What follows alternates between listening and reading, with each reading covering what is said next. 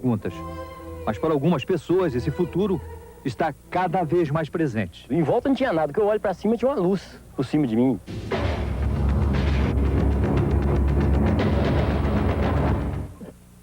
Ligou e subiu, e veio por cima do caminhão. Travou a máquina do carro.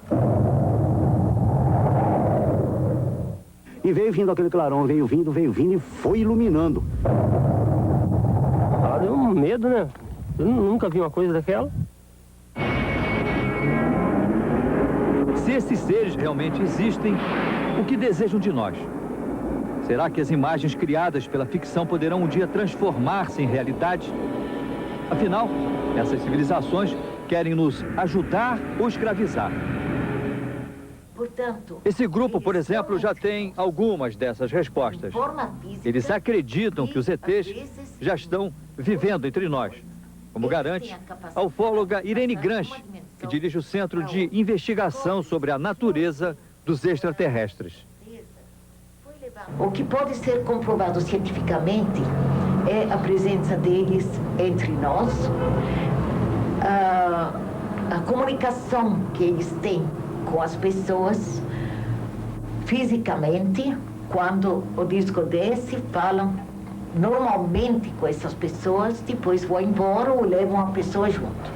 Então, essa é uma comprovação.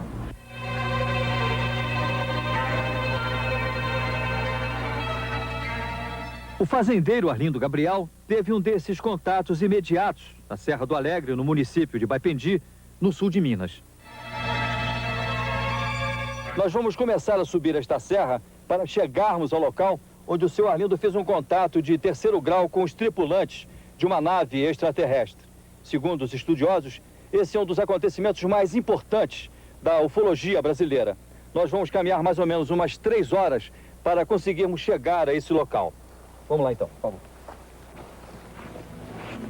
Nós fizemos essa caminhada em companhia do ufólogo Ubirajara Franco Rodrigues, que acompanha esse caso desde o início.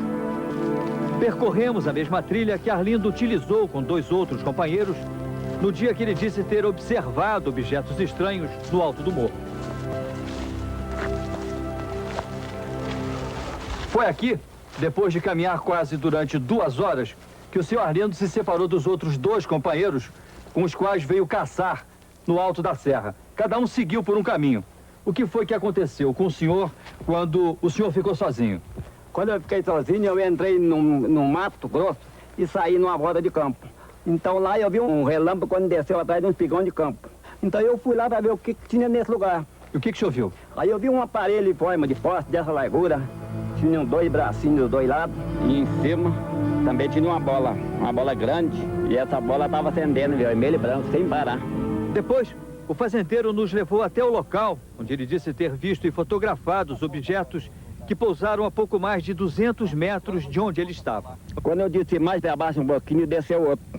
Desceu um aparelho feito uma piorrinha, desceu assim no chão, na ponta dessa parede tinha feito uma espada. Desceu e fincou no chão e parou. Parou e esse aparelho tinha uma hélice em cima e estava girando assim, dava aquela volta maneirosa e estava girando.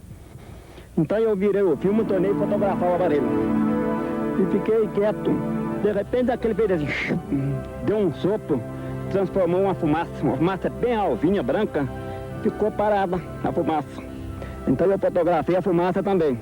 Quando eu desci de pouco a pouco ali atrás, mais ou menos ali, desceu um outro de cima, veio, desceu uma certa distância assim, foi cambaleando assim, desceu, parou no chão e ficou quieto.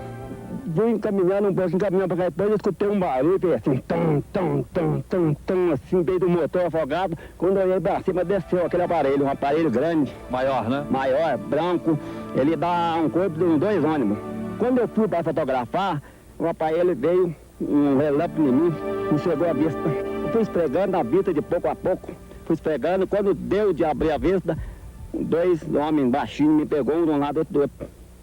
Quando eles me pegaram, essa hora eu fiquei assim, meio violento. Aí eu parei para ele, pelo amor de Deus, me solta, eles não largaram não. Ele disse assim para mim, em Deus nós todos somos irmãos, nós não fazemos mal a ninguém. E quando eu entrei dentro do aparelho, Então eu achei 2 homens, tinha 2 homens sentados numa poltrona, assim, batendo máquina. Não estava instalando, estava tec, batendo. Tinha um cômodo do tamanho de um banheiro. E tinha um aparelho repartido em 2 partes. Tinha uma tela de um lado, outra tela de outro. Você vai lá, vai, aperta um botão assim, acendeu aquela lente. Acendeu perfeito aquela lente, eu vi. Então ela fez a explicação, apareceu a lua, ela disse aqui é a lua. Apareceu para cima o sol, ela disse aqui é o sol. E apareceu do outro lado uma mancha. Não parecia se era a terra ou se era a luz, era uma mancha esquisita, feita uma gema de ovo. Então ela falou, aqui é onde nós estamos. Nós viemos aqui e voltamos com poucas horas, mas é de acordo com a rotação da Terra. A nave sumiu, mas deixou algumas pegadas no chão. Essas marcas foram depois analisadas pelo grupo de pesquisadores, chefiados pelo ufólogo Ubirajara Rodrigues. Um dos moldes em gesso trata-se exatamente desta peça, que nós tiramos no local, que é uma disposição trapezoidal de 16 furos e cujo teste de peso demonstrou que seria necessário um peso simultâneo de 2,5 toneladas para fazer as 3 marcas em tal profundidade, tão simetricamente como ficaram na época. O Ubirajara guarda em casa uma outra lembrança desse contato. A máquina fotográfica que o fazendeiro usou para documentar o aparecimento dos objetos. Segundo ele, o mecanismo interno da máquina foi carbonizado pelo calor provocado pelo excesso de luz gerado pelo avistamento. Outra lembrança desse contato foi a sacola de pano do fazendeiro que teria sido levada cheia de mantimentos pelos extraterrestres. A sacola foi depois devolvida vazia, com caracteres não identificados estampados no pano. Vocês conseguiram traduzir ou tem-se uma ideia do significado dessas inscrições que apareceram impressas nesse embornal? Em termos de tradução, nós não temos nada. Mas o que há é que existe uma certa relação desses caracteres com caracteres hebraicos arcaicos. Mas tradução ainda não conseguimos. Existe alguma semelhança? Existe uma semelhança dos caracteres até com alguns trechos dos pergaminhos de Qumran, dos pergaminhos de Mar Morto.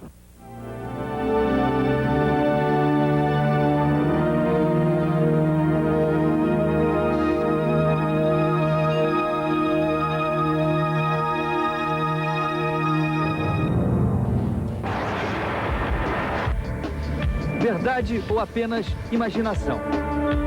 Ficção ou realidade? Os ETs e seus discos povoam a imaginação popular. E até nos lugares onde os filmes de ficção científica ainda não chegaram, os homenzinhos verdes fazem parte do dia a dia e de algumas histórias fantásticas, contadas com luxo de detalhes. Estamos aqui hoje. Há 40 anos que o psicólogo Ulvio Aleixo, um dos mais respeitados ufólogos do Brasil, persegue os rastros deixados pela passagem de objetos voadores não identificados. As histórias são sempre registradas neste gravador. São mais de 400 casos, em sua maioria acontecidos na Serra do Cipó, em Minas Gerais. Nos seus arquivos podem ser encontrados depoimentos sobre rápidas aparições ou até mesmo histórias fantásticas como a do mineiro Hermelindo da Silva, que jura ter brigado com um ET. Ele desceram aí e me pegou aqui na porta de dentro. O que foi que pegou o senhor? Ah, eu tive uma pessoa, né? Que saiu da luz? É pequeno. E de roupa, de vestido de corpo, capacete. Que cor era a roupa dele? Cinza. Cinza. E o capacete? Cinza também. Cinza. Bom, aí ele saltou, conversou me com o deu uma senhor? pancada nas costas, eu caí no chão. Quando eu caí no chão, passei no pé, nós grudamos a mão. Ah, o senhor saiu na pesada. Saiu na pesada com ele? Pesada.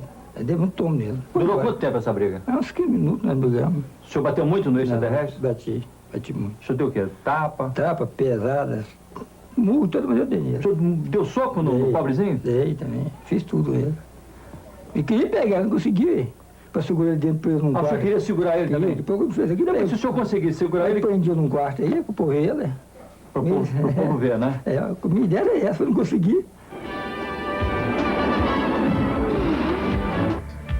A história deste capataz, Afonso Carneiro, foi um dos muitos achados preciosos que o professor Ulvio colecionou em suas andanças pela Serra do Cipó.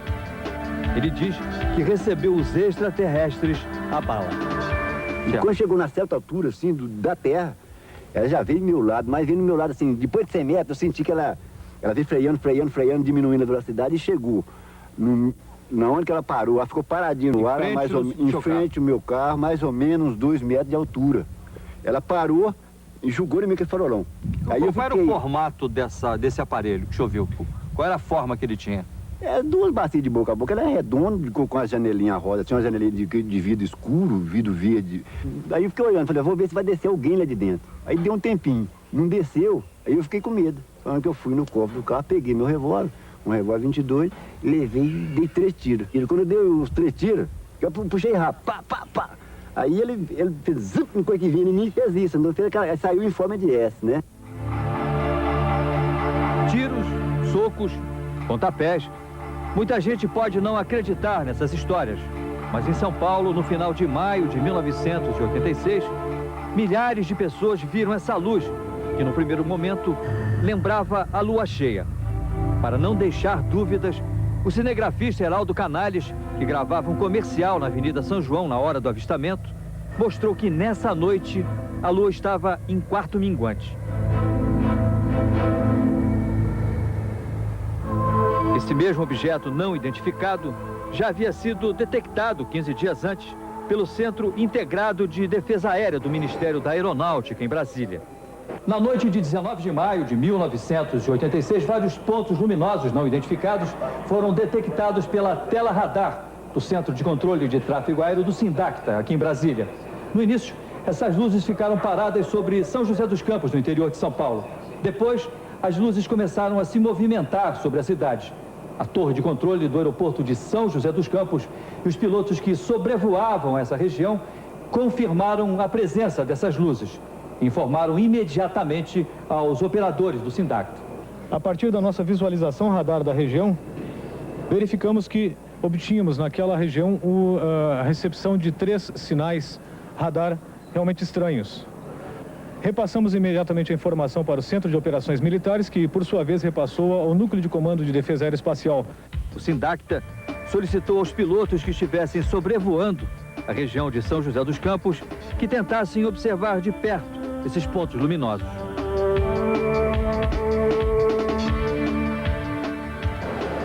Um desses pilotos foi o então presidente da Embraer, Coronel Osiris Silva.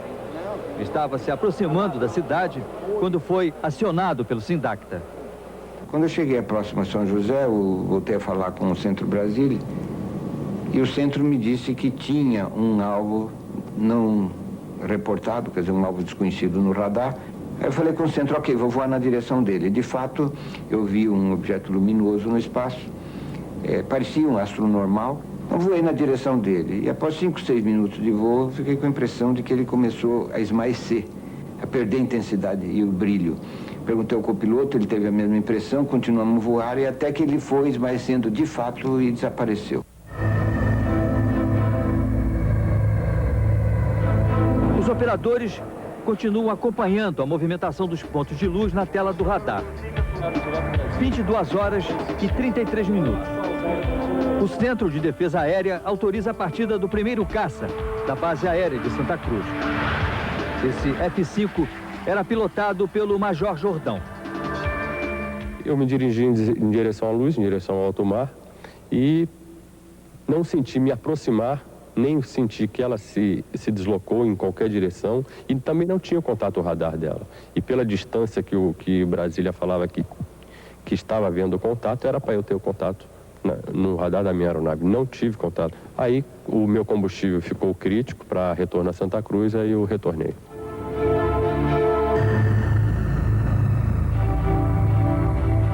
A perseguição continua. 22 horas e 45 minutos. O tenente Viriato decola da base aérea de Anápolis, em Goiás. No radar eu cheguei a fazer 4 interceptações, né, e todas com contato radar. Mas não consegui ver em nenhum momento nada, né, apenas no radar. E o que me observou, me alertou, foi a aceleração tomada pelo alvo, né, a partir de um certo instante. Ele acelerou rapidamente até que o radar desacoplasse, né? E eu Estaria a que velocidade? acredito em torno de um Mach 15, mais ou menos, porque foi muito rápida a aceleração. 15 vezes a velocidade do som? Exatamente, exatamente. Eu já estava a 1.2, 1.3 vezes a velocidade.